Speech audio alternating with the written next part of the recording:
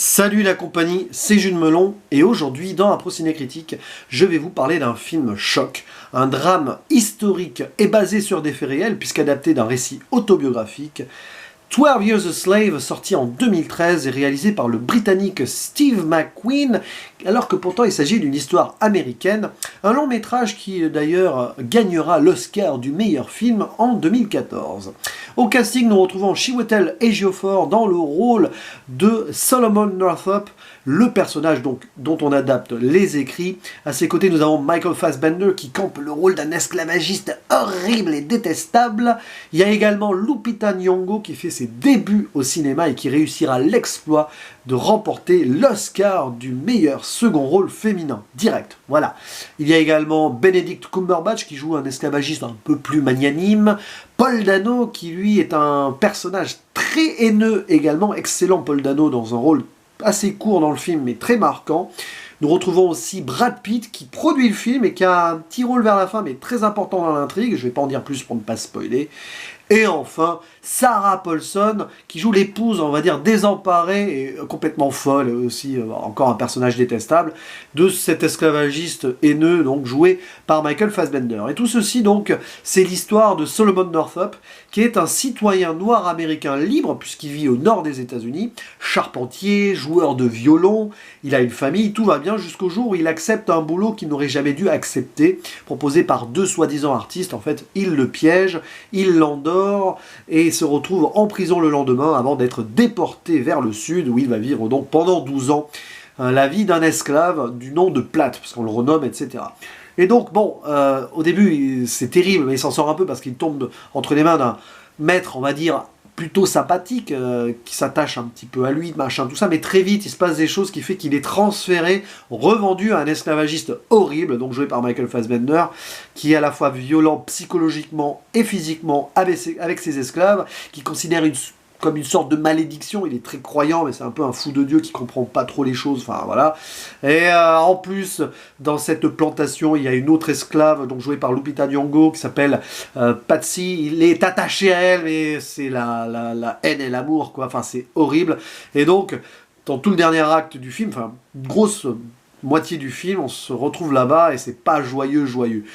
Tout ceci pour dire que c'est un film grave et important à voir, profondément réussi sur le plan historique et sur le plan viscéral. C'est une sorte de devoir de mémoire quand on regarde ce genre d'œuvre. Bon, je ne suis pas américain personnellement, mais ça va au-delà de ça, au-delà de toutes les nationalités. On est ici témoin de l'horreur humaine réelle, ça s'est vraiment passé, et forcément ça fait réfléchir sur sa condition. Voilà, qu'est-ce qu'on aurait fait à cette époque, comment on aurait vécu tout cela. Et oui, c'est très fort. Un grand film, en cela, objectivement, c'est dur à voir.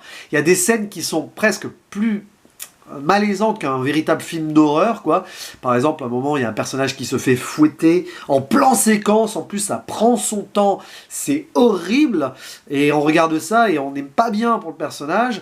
Un peu avant dans le film, il y a aussi un autre personnage qui se fait pendre, et à un moment, bon, il survit, mais il reste comme ça, et il y a un plan fixe pendant, je sais pas, 2 minutes avant qu'il se fasse peut-être enfin sauver. C'est, voilà, il y a des moments comme ça, voilà, un personnage qui passe dans une forêt, il assiste à la pendaison, là, pour le coup, jusqu'à la mort d'autres esclaves, et puis bien sûr, toutes ces violences à coups de fouet, donc oui, il y a une scène de fouet, mais aussi, voilà, des violences à la fois verbales et physiques, témoignage d'une histoire américaine dont beaucoup d'Américains ne sont pas fiers aujourd'hui, évidemment.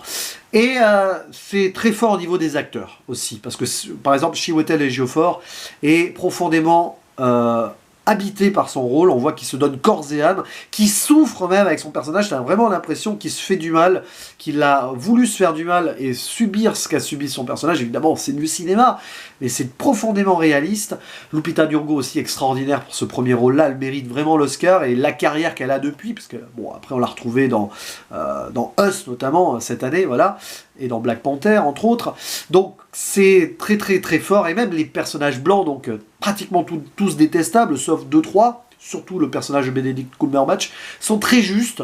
On n'est pas non plus dans le manichéen, parce que voilà, il y a ce maître plutôt sympa et tout, même s'il est très vite balayé, et qu'on passe très vite, donc voilà, bon, c'est peut-être un petit reproche que je vais faire au film, mais je vais développer ça après. Michael Fassbender est très bon dans la folie du personnage. Parfois, on a l'impression que c'est du surjeu, mais c'est le personnage qui veut ça, donc ça passe. Paul Dano, je l'ai dit, est vraiment brillant. Lui aussi, il est à fond. C'est dommage, voilà, ça c'est le seul, voilà, un des bémols du film quand même, c'est tout ce qui se passe autour donc du maître, on va dire, magnanime qui s'appelle William Ford, donc joué par Cumberbatch, et avec l'un de ses employés, Paul Dano, qui est violent et tout. J'aurais aimé que ça soit plus développé, finalement, le film ne fait que 2h10 environ. Pour le coup, ça m'aurait pas dérangé qu'il fasse 20-30 minutes de plus et qu'on s'attarde de plus donc sur ce qui se passait là-bas. Mais bon, les événements font que très vite, Platt, donc Solomon Northup, est dégagé, mis dans une autre plantation, tout ça, sauf que là-bas, il n'est pas charpentier, il peut pas faire valoir ses talents, c'est pas un bon cueilleur de coton, et se fait très vite brimer et tout. Et ça aussi, alors, à la rigueur, bon, petit bémol et tout, mais finalement, ça montre aussi l'humilité qu'on doit avoir, parce que, quelque part, je le disais, le film n'est pas manichéen, mais aussi du côté, donc, des Noirs, parce que Solomon Northup, c'est un gars qui vit au Nord et qui s'en fiche de la condition des esclaves. D'ailleurs, à un moment, dans un magasin, il croise un esclave et ça lui fait presque ni chaud ni froid. Et là, il va vivre ça. Bon, c'est pas de sa faute et tout, le pauvre, quand même, ce qu'il a subi est terrible. Mais une fois face à cette réalité-là, eh ben, il prend conscience de certaines choses. C'est pour ça, d'ailleurs, que le film est intéressant sur ce plan-là, où on le voit avec son maître magnanime, sympathique, avec qui il fait presque ami-ami, pratiquement et tout, et c'est presque plus un esclave, il est traité comme une sorte de travailleur, bien positivement traité et tout, si ce n'est qu'il y a Paul Dano à côté qui fiche un peu le bazar et tout, mais bon, voilà. Donc, et il y a un autre personnage, une autre esclave qui a, elle, été séparée de sa famille, c'est déchirant et tout, qui lui fait la morale et dit t'oublies un petit peu ce que tu es, machin, tout ça, et ça le fait réfléchir. Et après, coup de destin, il va se retrouver vraiment en plus bas que terre avec l'autre esclavagiste horrible, cinglé, machin, joué par Michael Fassbender. Donc voilà, il y a l'humilité gagnée par cet homme, c'est une sorte de...